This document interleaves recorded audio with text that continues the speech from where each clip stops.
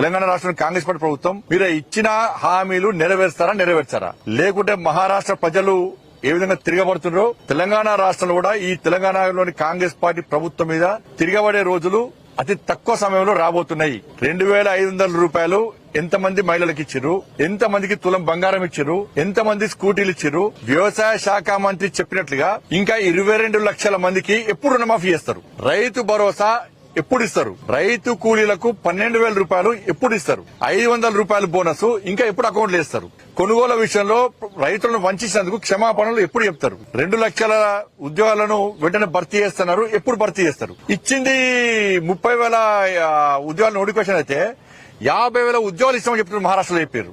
ఇక్కడ తెలంగాణ పైసలు మొత్తం తీసుకుపోయి మహారాష్ట్రలో యాడ్స్ ఇచ్చారు. తెలంగాణ రాష్ట్ర ముఖ్యమంత్రి తెలంగాణ పైసలు ఇక్కడ హామీలు నెరవేర్చడానికి పైసలు లేవంటారు, బోనస్ చేయడానికి పైసలు లేవంటారు, ఉద్యోగాలకు పైసలు లేవంటారు, నష్టమైన రైతులకు చేయడానికి పైసలు లేవంటారు, 2,500 మహిళలకు చేయడానికి పైసలు లేవంటారు, 4,000 రూపాయల ఆసరా పెన్షన్ చేయడానికి పైసలు లేవంటారు, ఉద్యోగస్తులు 5 డిఎల్ చేయడానికి పైసలు లేవంటారు. కానీ ఇక్కడ కోట్ల రూపాయలు తీసుకుపోయి మహారాష్ట్రలో యాడ్ ఇచ్చారు. అన్ని అబద్దాలు యాడ్స్ ఇచ్చారు. ఏమైనా యాడ్స్ ఇవ్వాలా, ఏం పనిచేసిన యాడ్స్ అన్ని తప్పుడు ప్రచారాలే. కాబట్టి ఈ గ్యారెంటీలను ఇచ్చిన 6 గ్యారెంటీలను అమలు చేస్తారా చేయరా, చేయకుంటే ప్రజల తిరుగుబాటుకు ప్రభుత్వం సిద్ధంగా ఉండాలని చెప్పి మేము హెచ్చరిస్తున్నాం.